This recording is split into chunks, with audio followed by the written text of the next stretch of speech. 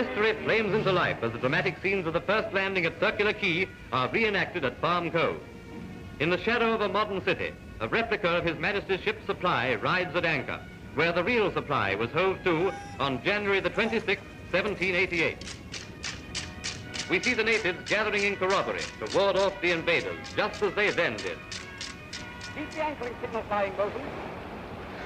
This is how white Australians celebrated 150 years of settlement, which black Australians would describe as invasion. Before Captain Phillip lands, Lieutenant Ball takes a boatload of Marines ashore to keep the natives in check. In the face of menacing savages, the white men advance up the shore of the new land. Especially as there appear to be no women amongst them. Is there any likelihood of an ambush? See that no Indians remain skulking about. Now Phillip himself lands. So a handful of Englishmen took possession of a continent, a vast, unknown, primeval land. It is now fitting that we should turn our minds to the purpose underlying this enterprise, which is to plant a fresh sprig of empire in this new and vast land. It may be that this country will become the most valuable acquisition Britain has ever made. The flag of England is hoisted again where it first flew in Australia, this time watched by thousands of Australian-born citizens of the Empire. The Aborigines taking part in this reenactment were press-ganged into playing roles.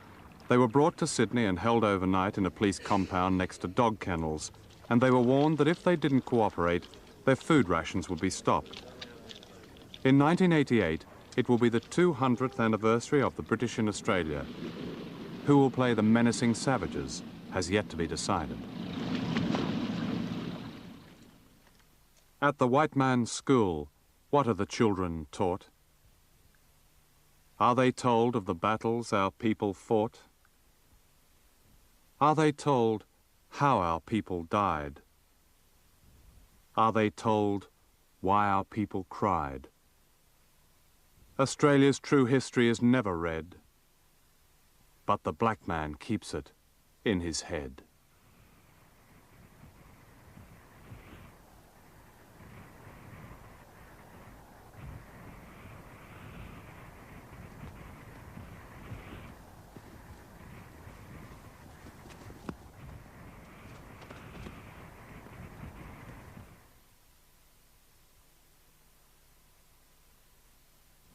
The greatest island on Earth, Australia, is a secret country with a secret history.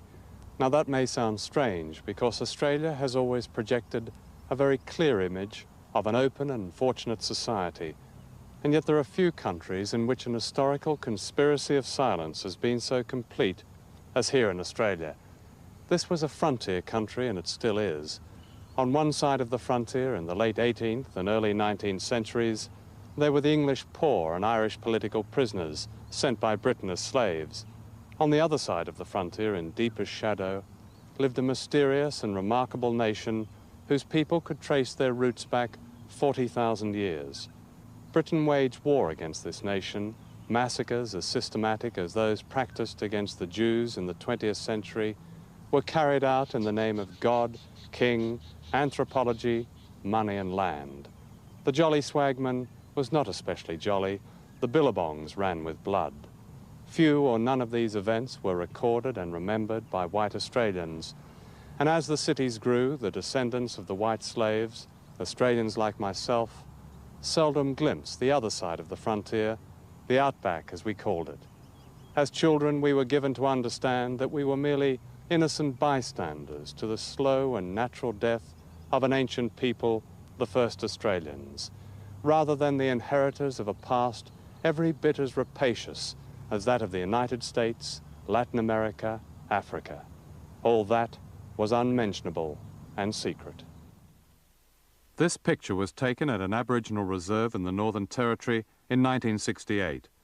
Called the Palms, it was my first glimpse of what I'd never imagined, an Australian gulag beyond the frontier. How did they get away with it? In Aboriginal cemeteries, the number of children's graves is always disproportionately high.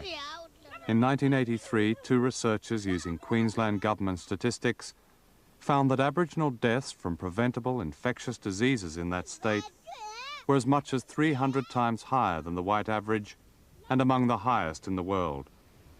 In New South Wales, a report found that almost a quarter of Aboriginal males who had survived to the age of 20 were dead by 40. These are third world statistics. A third world disease, trachoma, is widespread in black Australia. Trachoma grows ulcers on the eyes and causes blindness. Leprosy is also virulent.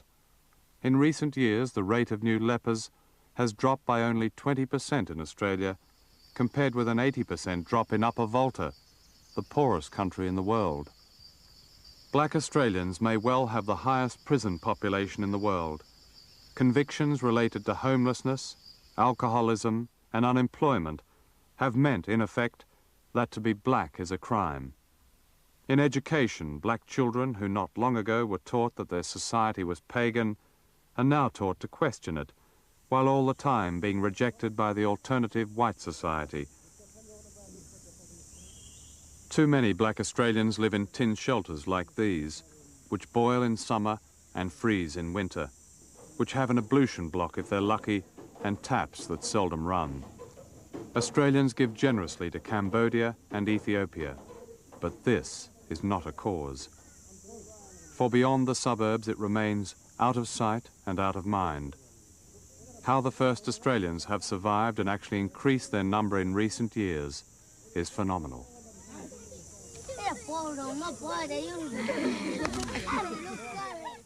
All those can never kill the Aboriginal spirit. It can. Man has done terrible things to the Aboriginal man, the physical part of us. It has caused everything you've said it has. The degradation has been there, but that's just a reflection on the European white ways, not the Aboriginal spirit. The Aboriginal spirit is a shining, pure spirit which still is part of this. I think it is our greatest victory that we have hung on to our humanity. I think it is not true that we have been dehumanised in the way that so many other peoples of the world have been dehumanised by decolonisation. And in fact, it frustrates many of our white sympathisers that Aboriginal people are still so kind and prepared to accept white people on their own terms. So far, all they've had is the crumbs that drop from the white man's table. And Aborigines basically have had secondary rewards, more or less. Don't want to denigrate all the hard work put in by the Aboriginal people and their white supporters who got the vote for Aborigines and so on. But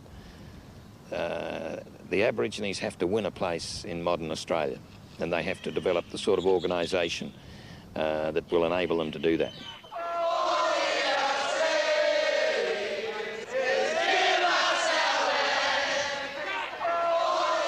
In the past 15 years, extraordinary changes have begun to happen in Australia.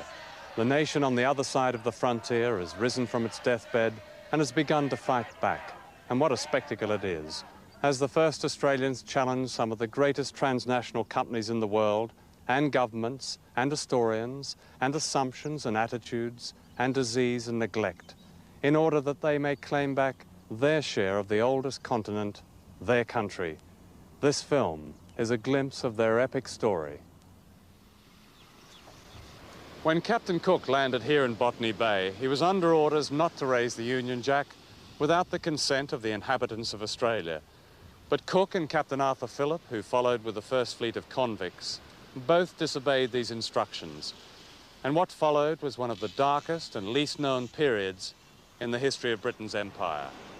The British declared Australia an empty land, in spite of the fact that there were tribes with a total population of at least 300,000, perhaps as many as 1 million. No one knew exactly, because the first Australians were not counted as human beings. Decimation was swift. Aboriginal blood carried no resistance to white disease. Lieutenant Brady, Royal Marines, reported in 1788, "From the great number of dead natives found in every part of Sydney Harbour, it appears that the smallpox has made dreadful havoc among them." But not nearly as much havoc as massacre. No British colony was born under so cruel a star as Australia. The early convict ships had brought thousands of white slaves, mostly English and Irish, transported for crimes of poverty and politics. and they became the instruments of massacre, directed by Christian gentlemen who had brought with them attitudes of racial superiority that were the staple of empire. Ironically, their cruelty was at odds with liberal reformers in Britain who were then seeking to end the slave trade. In 1837, a House of Commons Select Committee condemned the atrocities against the Aborigines. But the difference between sympathy and action was a convenient 15,000 miles. I think it's a very calculating attitude which makes an entire nation of people write out 200 years of history and speak only about imperial history. They speak about the pioneers, the brave white pioneers, the brave women who settled the country, as if we didn't ever exist. And all of that history is based also on the legal fiction which established for them that they legitimately owned this country. They call it terra nullius, in other words, empty continent. The law says that we did not exist in 1788. Therefore, the continent was empty, uninhabited wasteland, and therefore the British had a right to occupy it. So you see, there have never been treaties here because we didn't exist legally to sign a treaty with them. The Aborigines were deemed to be subhuman, little more than animals, which was to justify not only the theft of their land, but their extermination. An edition of the Encyclopedia Britannica, still in circulation when I was at school, described them as only an animal of prey, more ferocious than the leopard or the hyena. He devours his own species. So they were hunted and raped and massacred, and few doubted at the time that genocide was official policy. A government report in the 1850s spoke of the success of poisoning Aborigines, 100 of them laid out at a time. But until quite recently, little of this was even acknowledged. In Tasmania, the Aborigines were said to have died out. In fact, they were hunted along with kangaroos and almost wiped out. In New South Wales, by 1845, the tribe who had watched Captain Cook sail here into Botany Bay was reduced to 3 women and a man. In Victoria, an Aborigine called Old Mr. Burt recalled this story told by his mother. They buried our babies with only their heads above the ground. All in a row they were. Then they had a test to see who could kick the babies' heads off the furthest. One man clobbered a baby's head off from horseback. They then spent most of the day raping the women. Most of them were then tortured to death by sticking sharp things like spears up their vaginas until they died. They tied the men's hands behind their backs, then cut off their penis and testicles, and watched them run around screaming until they died. One of the most enduring myths about the Aborigines is that they did not fight back. In fact, a war of resistance lasted more than a century, some of it here on the banks of the Hawkesbury River, north of Sydney. During the 1930s, my father built a cottage here, on the beach at an Aboriginal place called Patonga. I think we knew that somebody had lived at Patonga at some time, but no one talked about it. In fact, an entire nation had lived here on and off for thousands of years. They were called the Jurag, a unique Aboriginal people, tall and slender, whose country extended to a 40-mile radius north of Sydney, and the mighty Hawkesbury River was theirs. And when the British established the town of Windsor in the early 1800s, a great war began. This war was not recorded in the Imperial Chronicles of Australia. Growing up here, I knew nothing about it, and I suspect that's still true of the people in the smart beach houses here today. And yet the Jurag inflicted on the British a casualty rate greater than that sustained by the Australian Armed Forces during all of World War II. And finally, after 22 years, outnumbered and without guns, they went down fighting to the last man, woman and child, a complete nation. Today, in a land of many cenotaphs and war memorials on which invariably is written, "Lest we forget," not one of them stands for those who fought and fell in their own country. By the 1920s, the British invasion had caused the deaths of at least 250,000 black Australians. Genocide on a massive scale. But this fact remained suppressed, except in the living memory of those who survived. Here in the Northern Territory, in the great isolated heartland of Australia, the killing of Aborigines continued well into the 20th century, and most of these also remained secret. However, in 1928, 150 miles from Alice Springs, a gang of police and cattlemen massacred at least 50 Aborigines, perhaps many more, and word got out. A public inquiry was held, and its findings were summarized in these 3 words: the shooting was justified. In giving evidence, Constable William Murray said, "We shot to kill. What use is a wounded blackfella 100 miles from civilization?" Indeed, in the 1930s, there were massacres around here. And in Queensland, they were called nigger hunts. And I've heard white men only 5 years ago recalling their days in the nigger hunts. And yes, they justified murdering us because we didn't use the land the way they did. And as I say, it was an utterly calculating attitude. They wanted our land, and to get our land, they had to get rid of us. We had pride in the land because, you know, we have all our sacred sites, we have all our things in there. We live by the land.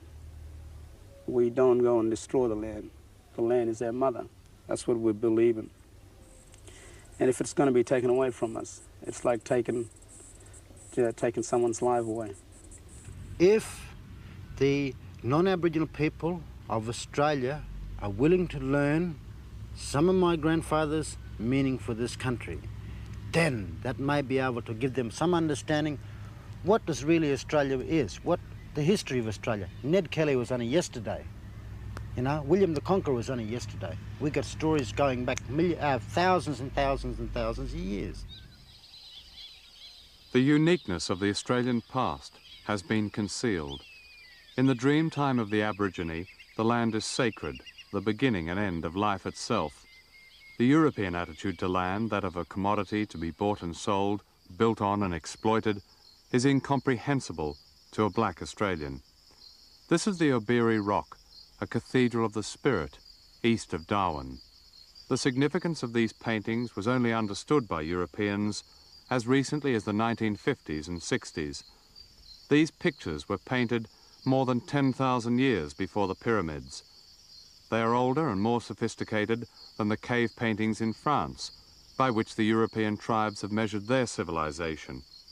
The World Heritage List now recognizes them as the oldest expression of human creativity. In other words, the longest historical record of any human beings. In recent years, white historians have made contact with people whose oral history includes record of the eruption of volcanoes 5,000 years ago. Many Australians are unaware of this. To them, the Aborigine is merely an object of pity, the poor old Abo. Many only see the frontier from their jumbo jet on its way to Singapore and London, although every summer they may feel it as winds from the deserts bring fires like this.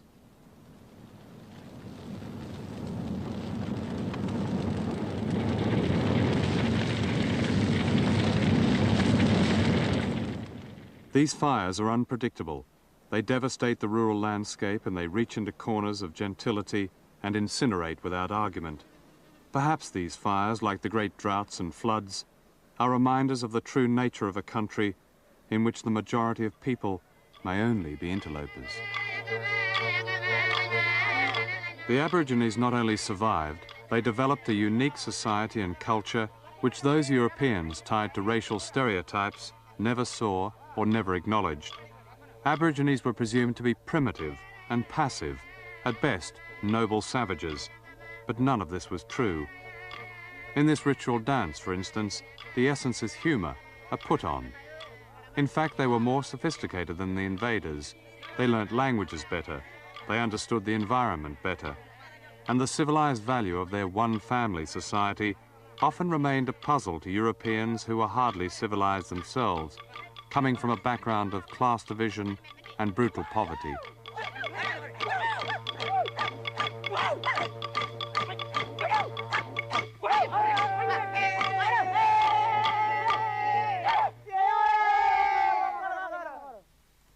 One European observer wrote that generosity seems so fundamental to the blacks that they have no word for thank you, nor did they have any concept of the extremes of wealth and poverty, nor were they able to fathom the invaders' idea of equality, that of freedoms negotiated between elites.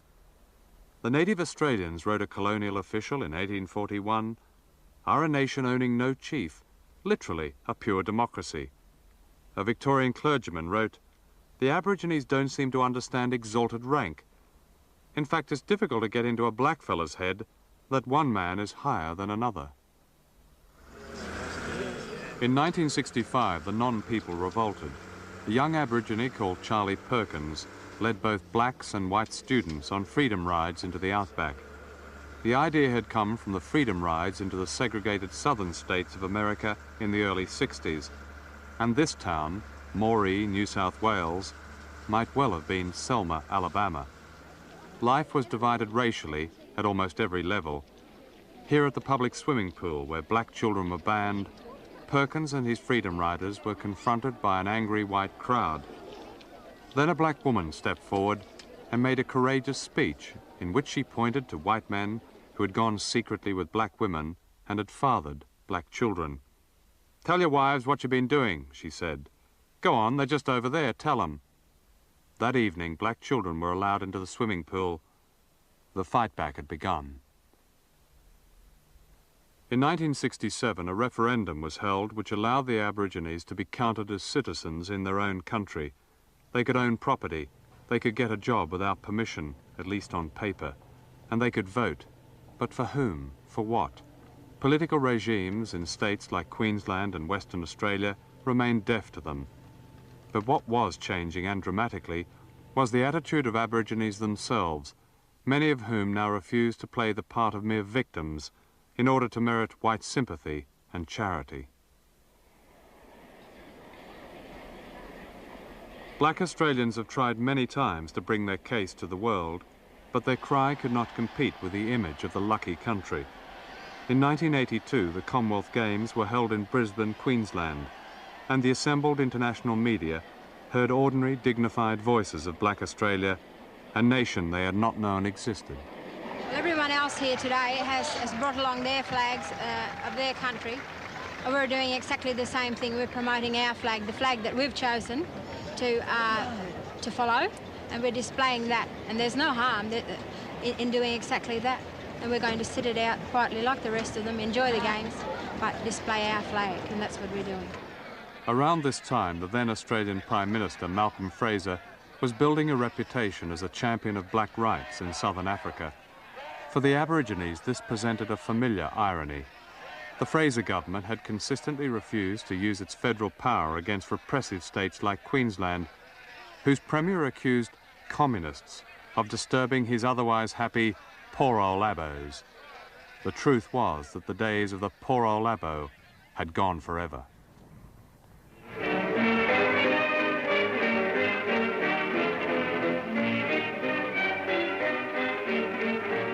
I'm calling a corroboree of all the natives of New South Wales to send a petition to the King in an endeavour to improve our condition. All the black man wants is representation in federal parliament. There is also plenty of fish in the river for us all, and land to grow all we want. 150 years ago, the Aboriginals owned Australia, and today he demands more than the white man's charity. He wants the right to live. At that time, the 1930s, the Protection Acts were in full force. The Chief Protector had the power to send mixed-blood children to missions, having wrenched them away from their Aboriginal mothers. In this way, the mothers could continue to serve their white masters, the masters were saved any possible embarrassment, and the children were civilized with Christian ritual.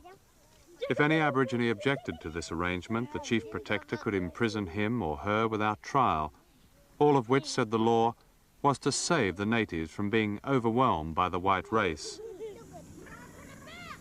In recent years, many of those children sent to the missions have tried to find their families. Well, the first time with me, as the story goes, is my grandpa said, "You don't take that kid," you know, so I was left. He stopped him, but then the following year, months later, he came back again, and then I was out with some other kids, and most of the old people had gone away from the station. And so Constable Bill McKinnon was able to take me, put me on the camel and take me, you know, till people realised the day after, or the 2 days after that, I was missing.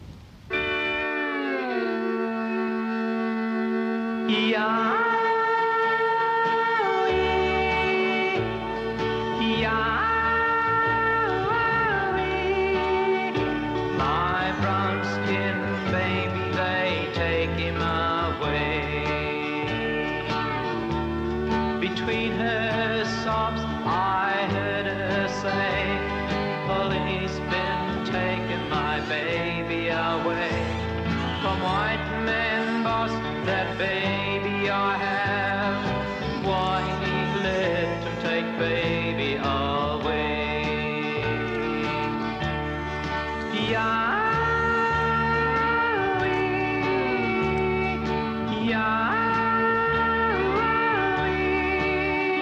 My brown skin baby, they take him away. I got European blood in me. My grandfather, my European grandfather, he was Scotsman. He come from Stockton-on-Tees somewhere, in England, somewhere there. He come over around the border up there. He come here, and he had Aboriginal wives, and he gave his children then his name, my grandfather.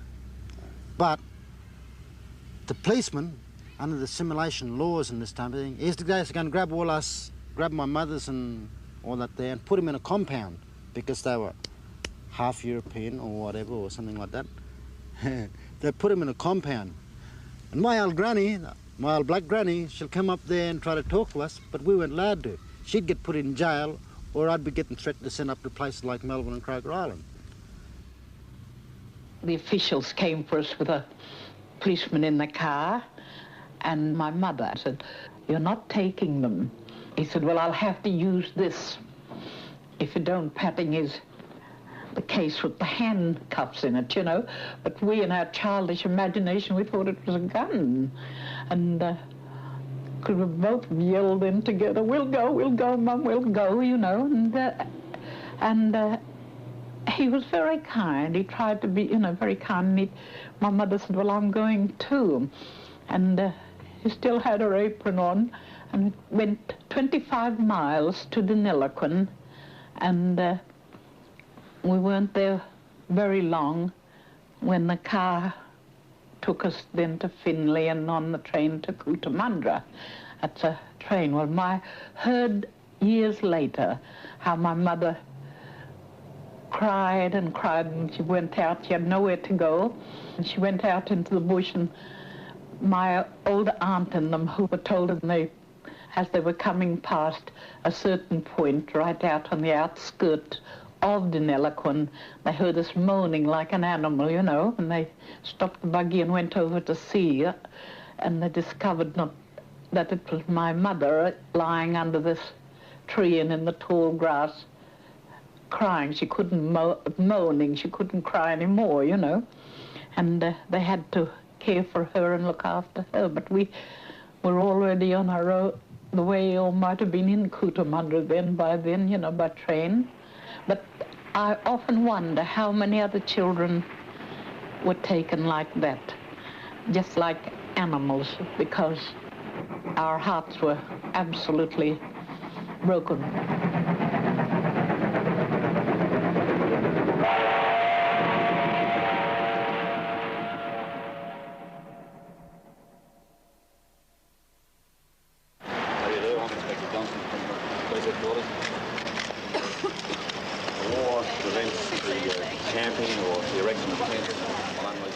In January 1972, 4 young blacks set up a tent on the lawns of Federal Parliament in Canberra and called it the Aboriginal Embassy.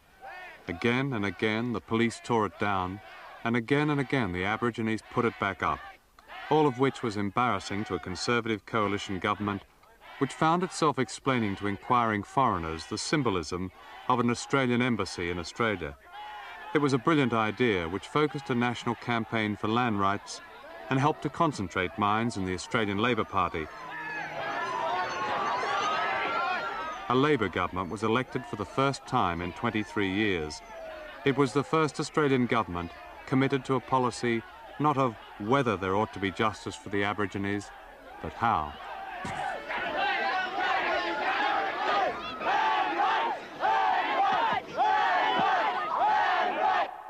Prime Minister Gough Whitlam set up a commission which laid down principles for land rights legislation, in effect, the beginning of real self-determination. One of Whitlam's last political acts was to go to the land of the Gurindji people and become the first white leader to give back a piece of Australia to the first Australians. Viewed against the nightmare that had gone before, the Aboriginal renaissance that unfolded during the 1970s was extraordinary. These are but a few who became public names. Pat O'Shane, first Aboriginal woman barrister, first head of a government department. Charlie Perkins, freedom rider, now head of the Department of Aboriginal Affairs. Mick Miller, pioneer community leader, eloquent foe of Queensland politicians. Kevin Gilbert, poet and author of the first major political work by an Aborigine. Kevin Cook, a pioneer of Aboriginal cooperative training. Essie Coffey, award-winning filmmaker from New South Wales. Justin Saunders, an outstanding stage and screen actress. Marweel Yantalaway, celebrated star of many feature films. David Gulpilil, film actor and dancer extraordinary.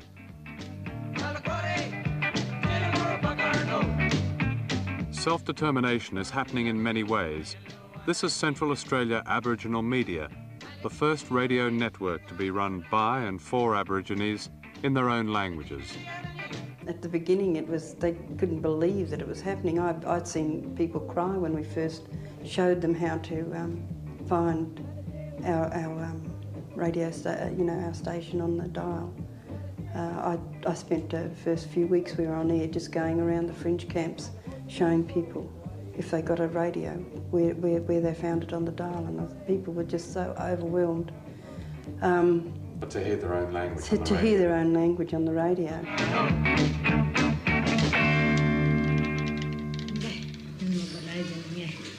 Good afternoon, time is 7 minutes past 1. In 1986, a new television satellite will beam all the great milestones of Western civilization to the outback. Dallas, This Is Your Life, Sale of the Century.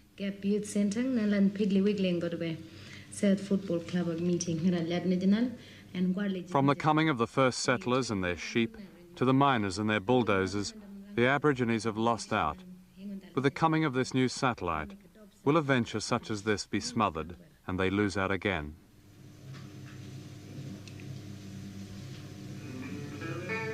He didn't line it up properly.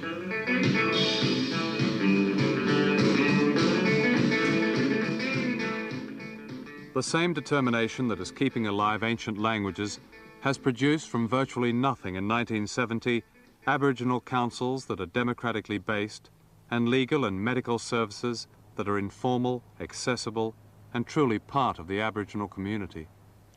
The long-term goal is self-determination, and the obstacle is what we call the Aboriginal industry.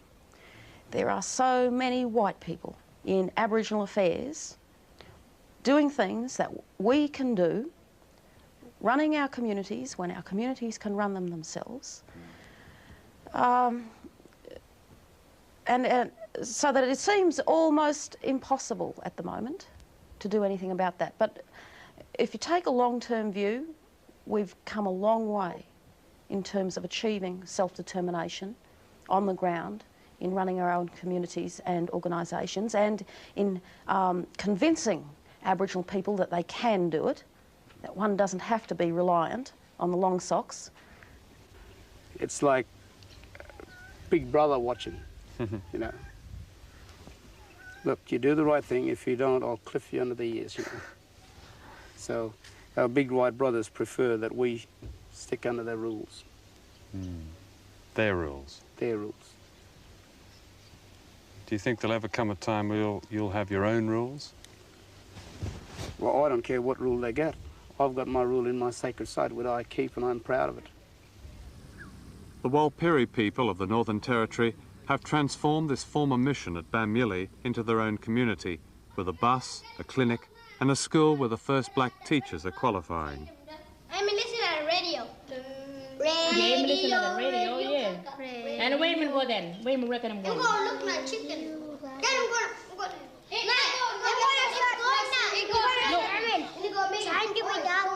Well, he allowed his picture, yeah, what him doing?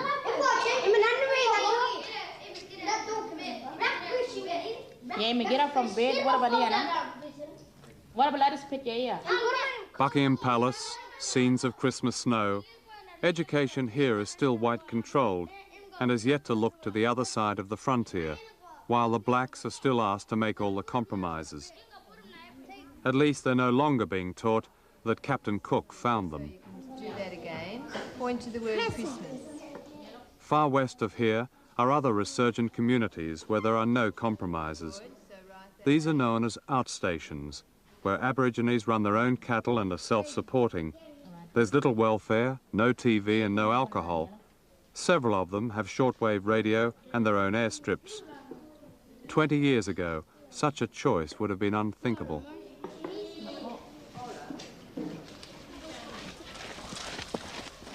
At Yipperinya School near Alice Springs, the children of people who were once forced off their land by squatter farmers are taught their origins, such as the gathering of traditional food known as bush tucker, kangaroo, witchetty grub, wild onions.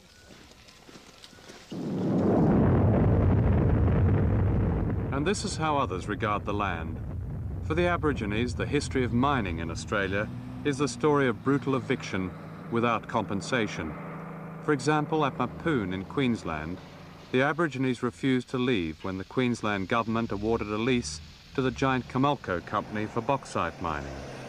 So armed police landed after dark, arrested the entire community, and burnt their homes, their church, their school and shops. That was 1963. There's no film record. Such atrocities were not news then. But by 1980, the Aborigines were waiting and organised.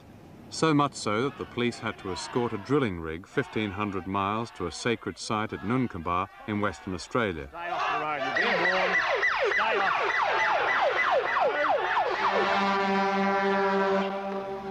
What was significant about this was the white popular support for the Aborigines, which raises a universal question. Is it possible for the haves to restore to the have-nots an honoured place in their nation's history? What is tantalising about these events in Australia is that the answer to that question is not predetermined, not yet, and that there still seems a possibility for reconciliation between people of the first and third worlds sharing one country. In some respects, Australia denies itself sovereignty, for it's the most foreign-owned of any developed country. So what does land rights really mean? Who really owns Australia? This is freehold land owned by most ordinary Australians. That is the 90% who live in suburban towns and cities. And this is land leased by the pastoralists, many of them large foreign companies, and farmers whose forebears squatted on land in the 19th century. These are national parks where the wildlife can only be shot with a camera. And this is vacant Crown land, nothing to do with the royal family. It's land owned by the state and federal governments. And this is the land that the Aborigines have won back as a result of limited legislation in the 1970s. Most of it is barren desert, the kind of land whites don't want. Unless, of course, there's something rich underneath it. We've got wastelands, wetlands, all swamps and all this type of business. And also, we own the Great Simpson Desert. We own the Stony Desert over here. We own only deserts and waste and wetlands. That's all we own. Yeah. And also, in South Australia, we own a place, what they call Maralinga lands. Now, we all, the infamous Maralinga.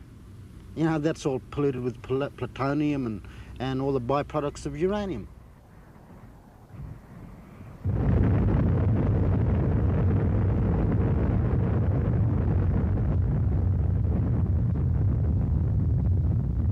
Australia has the distinction of being the only country in the world to have supplied uranium for nuclear bombs, which its leaders allowed to be dropped by a foreign power on their own territory and their own people without warning. In the 1940s, the British were looking for somewhere to explode their new nuclear weapons. The central and western deserts of Australia were said to be ideal. Dr. Keith Locum, director of the Australian Radiation Laboratory, said, "There was the view in the back of everybody's mind that the land was unoccupied and likely to remain so. This view ignored the fact that an entire Aboriginal nation had lived on the land since before the arrival of Captain Cook. British history was conveniently repeating itself. More than 160 years earlier, all of Australia had been declared an empty land.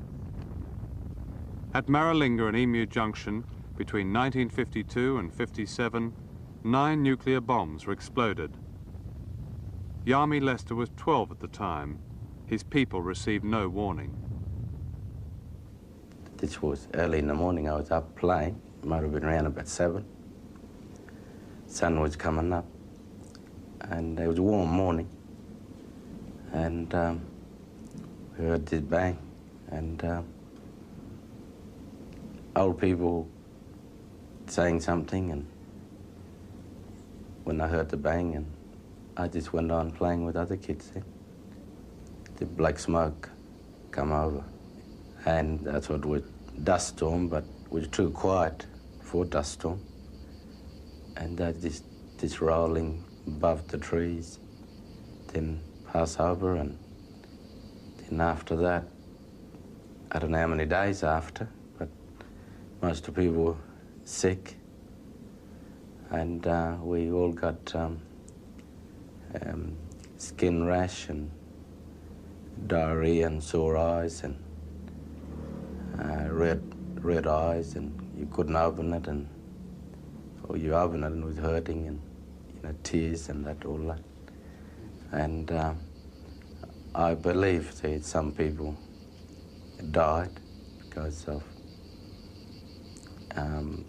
we didn't have any proper treatment. There's no white doctors or white nurses there. That's happened, I think, 1953. Then 57, I went blind then.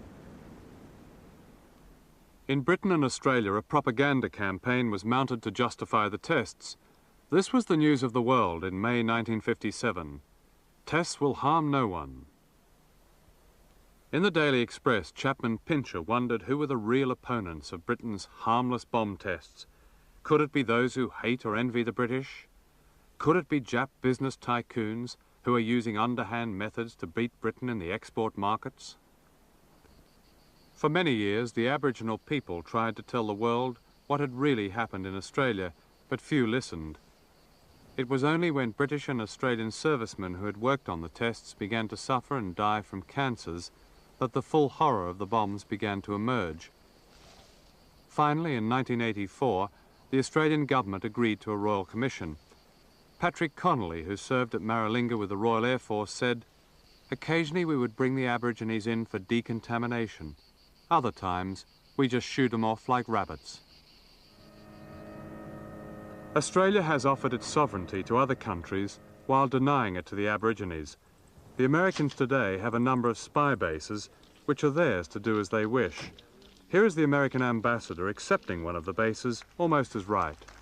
Now, our friendly Australian landlords haven't yet demanded their rent. But we Americans want to always be good tenants. We want you to know that we pay our bills promptly. Here then, Mr. Prime Minister, I want to present you with 1 peppercorn payment in full for the first year's rent. I thank you very much. Near Alice Springs and its sacred Aboriginal sites is the Pine Gap base, which tells the Americans what the Russians are doing in Europe. Not surprisingly, the Russians have indicated that Pine Gap is a prime nuclear target. A peppercorn is therefore a bargain price to pay for positioning Australia in the front line of a nuclear war on the other side of the world. The Prime Minister, Bob Hawke, has projected himself, or rather his media image, as truly a man of all the people. Indeed, when he came to power, his Minister of Aboriginal Affairs, Clyde Holding, spoke of land rights as a restitution for white Australia's genocidal past, a final healing of the wounds. A National Land Rights Act was to be drafted at last, one, it was hoped, without strings to snatch the land back. But mining was the catch. During the 1984 election campaign, powerful mining interests conducted an openly racist campaign which included TV commercials with a black wall built across Western Australia. In October, in the critical weeks before the election, the state's Labor Premier, Brian Burke, met Prime Minister Hawke. They talked about the problem of land rights and marginal seats and of being fair to mining interests. After the meeting, Hawke effectively cancelled Labor Party policy which would have given Aborigines the right to control resources on their own land. A starring role is said to be Bob Hawke's dream for the 1988 bicentenary celebrations, which for the Aborigines may well be a nightmare. This was Botany Bay in 1970. On the other side of the water, the whites were celebrating yet again the coming of Captain Cook.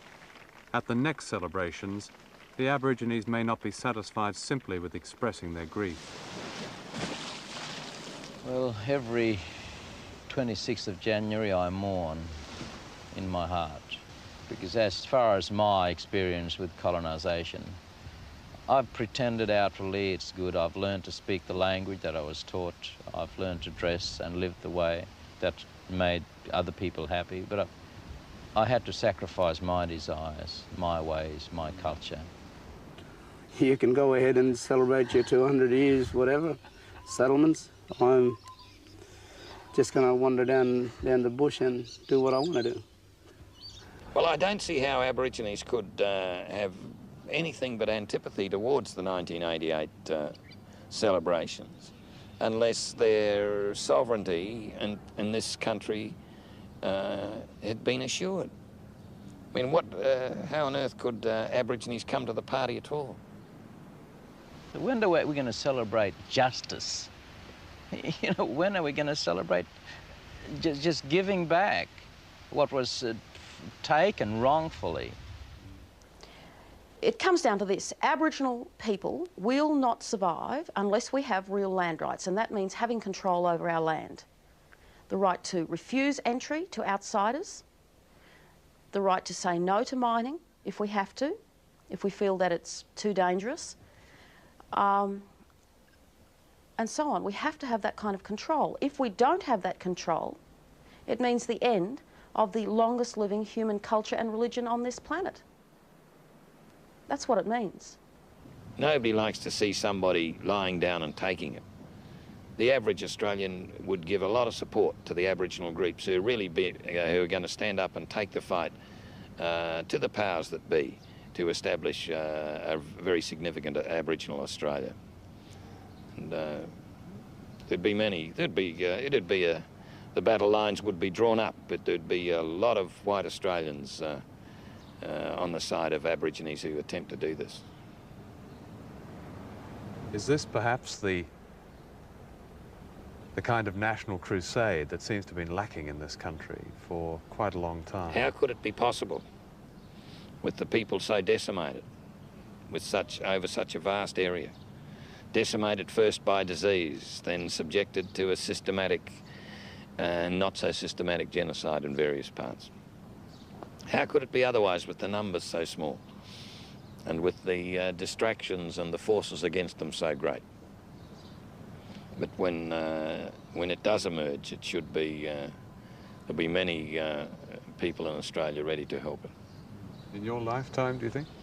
I hope so. I hope so, yeah. Are you hopeful or pessimistic about a reconciliation between white and black Australians?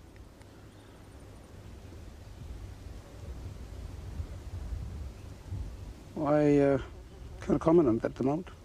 You're not sure? Not sure. Otherwise I'd be telling you lies. In a momentous vote in 1967, almost 90% of the Australian electorate gave the federal government special powers to legislate justice for the Aboriginal people. It was the greatest majority in Australian political history, and since then, some justice, some rights, some land, and some pride have been won back. And yet in this rich country, Aboriginal children remain sick and malnourished, and their death rate from simple, preventable disease is not very different from that of children in poor countries in Africa and Asia. This almost incredible situation is not a medical problem, but a political one. And the obstacles to overcoming it stem not from malevolence, but from a lack of political will to match sympathy with action. Support for the underdog has always been a powerful myth in Australia, in a white society with the humblest of origins. And like many myths, it's partly true. Radical reforms like voting rights, minimum wage and childcare legislation were pioneered in Australia. But when do the benefits of this noble and fragile tradition reach those whose extraordinary generosity of spirit has been expressed in this film? And what will happen in 1988 when 200 years of European settlement is celebrated? What version of events will be told then? An acceptable version, a compromised version, or the secret truth? It seems to me that until a committed policy of reconciliation, of real nationhood, is offered to the first Australians, those who came recently can never claim their own.